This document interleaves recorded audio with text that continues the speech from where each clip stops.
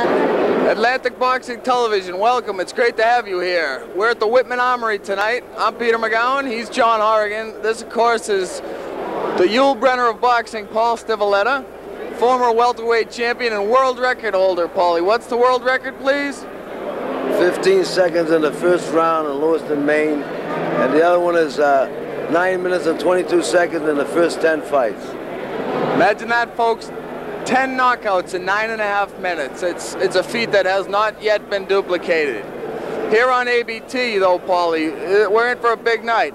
I myself, if I had a fighter that had a title shot, as Peter McNeely may have, it is not yet etched in stone, but I don't know if I'd let my fighter have any warm-up fights. Peter says he'll fight as many times as they let him. Well, that's a tough one for me to answer.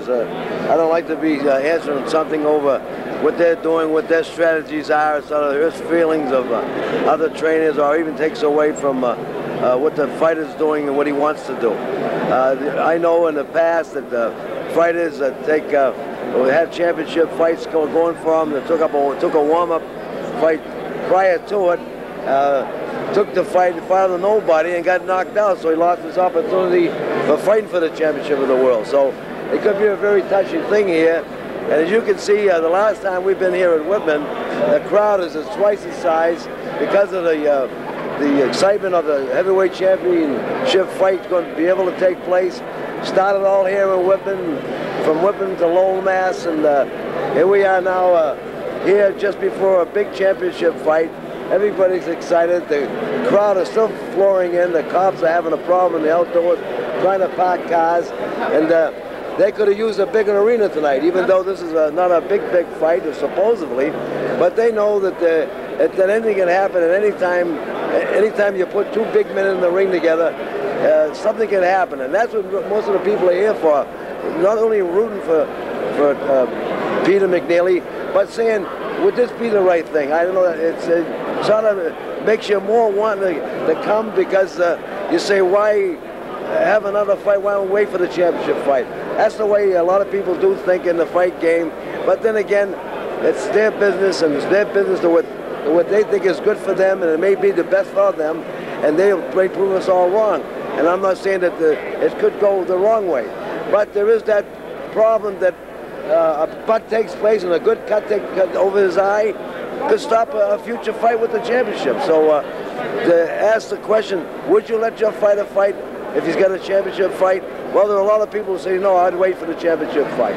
There are those, as you see tonight, say he needs to fight, he can do it, and they have the faith in him winning and protecting himself and then coming out the victor. So good luck to them. I'm with them. I'm with Peter from the beginning.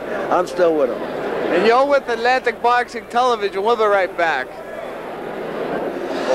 John Horrigan back with Paul Stivaletta, Atlantic Boxing Television, moments before we get underway on this 9-bout card featuring the Hurricane, Peter McNeely, on his quest, Paulie, and we have to stress quest, to fight Oliver McCall, the WBC heavyweight champion. You voiced your opinion earlier about this. These tests are the scary fights. It's not the road there. It's the one, once you know that you've already got vacation lined up, so to speak, it's breaking your leg and falling before the ski trip. That's what you're worried about.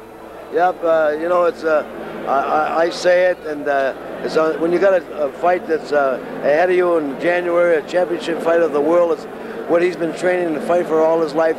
There is that question, a quest that everybody asks: is this a smart move to take a fight prior to a fight like this, waiting for a championship fight?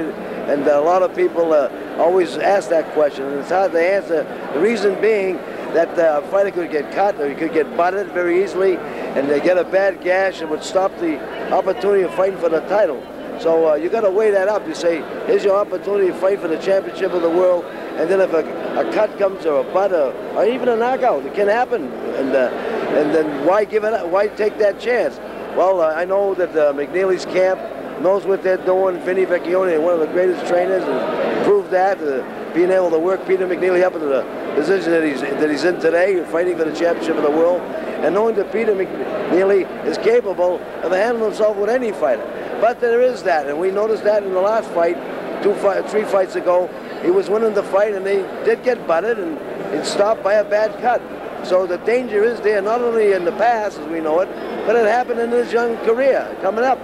That he was winning the fight, but a bad cut can stop it. So this is the danger, and this is why a lot of people are packing this place tonight, because, of course, the vibration of a championship fighter fighting for the title being here, Peter McNeely, getting a glimpse of him again before the big fight, and all wondering themselves, is this a good idea? I don't know, but I'm asked that question so many times, and I know that you have been too.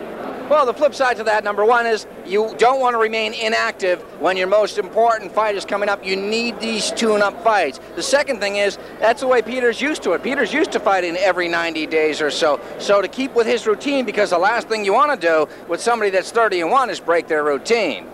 Well, like I say, everybody has their different ways of... I'm not going to sway you regardless what I say, Paulie. Training, but you know and I know there's only one way you beat a guy up in that ring, is you got to beat him up in the ring. And anything can happen. There are championships before this. Morrissey is one of them. He took a warm-up fight before a championship fight of the world. He gave up $30 million. He took a warm-up fight, got knocked out in the first round. And that's only months ago. So why that becomes such a big question? Because it happens. And only as I say this it happened to Peter McNeely himself. What a bad cut, winning the fight in the 8th round. He gets a butt and the fight is stopped. So there is that possibility is definitely there, and I hope and pray it doesn't happen here tonight, because I want to see Peter fighting for the title. And if I was training a fighter, truthfully, I would hold him a little bit and wait for the championship fight, because he's already seasoned up to now. He's been fighting monthly all the time. He's got 30 fights behind him, wins. Only one that was stopped by a cut. And so the big champ, reaching the top of the mountain and fighting for the title is more important to me. It's getting into the ring at that time and not jeopardize that opportunity. That's the way I feel. It doesn't make it right, but there are a lot of people that I know in the fight game that would say the same thing. Well, obviously, you're afraid of him looking beyond this fight, getting lazy because he knows that he's made it, so to speak, or he's on the runway, so to speak, before he takes off. But he's also fighting J.B. Williamson, whom he's fought before, whom he slapped around for 2 rounds. He's a seasoned pro. You were the one that picked it out. This Williamson knows how to block a punch, knows how to expend energy. The wisdom gained when you're that high up in the pro circuit, as Williamson has been, can weigh heavily in your favor. Well, like I say, if Williamson was qualified as being a 60% fighter and Peter McNeely 100%, Williams getting in the ring tonight, he might have fought him before, but tonight, fighting Peter McNeely means everything in the world to Williamson, because he figures in his mind, if I beat Peter McNeely, I'm the one that should be fighting for the championship of the world. So his 60% just went up to 120%. So mentally, and that can improve a fighter from being a 60% fighter to the ability of a fighter 120%, because he sees the pot of gold and the end of the rainbow by beating Peter McNeely. So that motivates, it creates a psycho attitude that's beyond, like hypnotism. To hypnotize someone, you can make him do things he could not do in a normal mind. Well, that can happen to this fighter fighting Peter McNeely. The whole world will be mine if I destroy Peter McNeely, which I don't think will happen. I think Peter is too strong, is just as psyched up. But there's that old saying again, too, when you ask a fighter, what do you think you can do with this guy when you're going to fight the championship of the world, for the championship of the world? He always will answer, I don't want to know about the guy I'm going to fight. I only want to know about the fight I'm fighting right now. And the fight we know that he was supposed to be fighting right now is for the championship of the world. So how do you think about a fight before that? And I just debate this, not to be knocking it in any way, but as a sportsman, as part of the sports game, as racing car drivers, as we've known, said this is my last race. And you know, through our lifetime and your lifetime, there's one not too long ago, said it was his last race, and he crashed and died.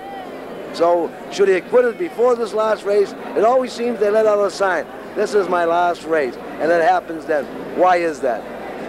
So don't give us none of your aggravation. We've had it with your discipline. Saturday night's all right for fighting. Get a little action in. We'll be right back on Atlantic Boxing Television.